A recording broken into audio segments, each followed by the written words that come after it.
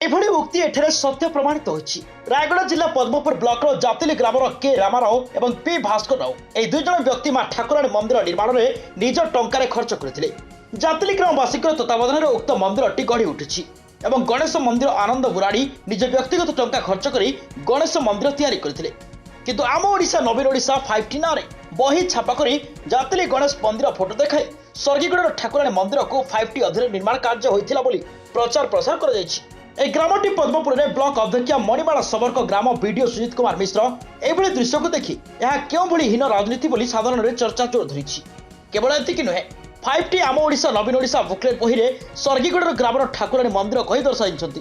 5Tର ବହି ଛାପିକି ଲୋକଙ୍କୁ ବାଣ୍ଟୁଛନ୍ତି ମିଥ୍ୟା ପ୍ରଚାର କରାଯାଇଥିବା ଦେଖିବାକୁ ମିଳିଛି, ଯାହାକୁ ନେଇ ସରକାରଙ୍କ ବିଭିନ୍ନ ମହଲରୁ ତୀବ୍ର ନିନ୍ଦା କରାଯାଇଛି। ଆମ ଓଡ଼ିଶା ନବୀନ ଓଡ଼ିଶା ବୁକଲେଟ୍ରେ ଛାପି ଅପପ୍ରଚାର କଲେ ତ କଲେ, ताबत पंचायत शिविर में बड़ बड़ होर्डिंग लगाई बड़ बड़ अक्षर विज्ञापन छापिथिले।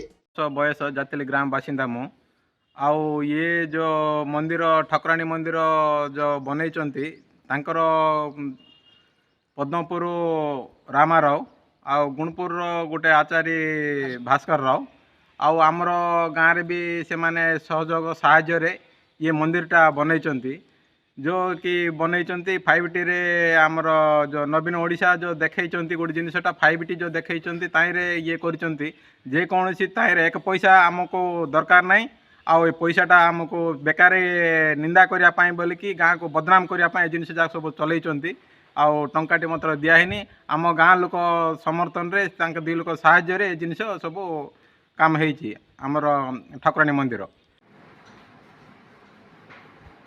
ओटीएन तरफ स्वागत।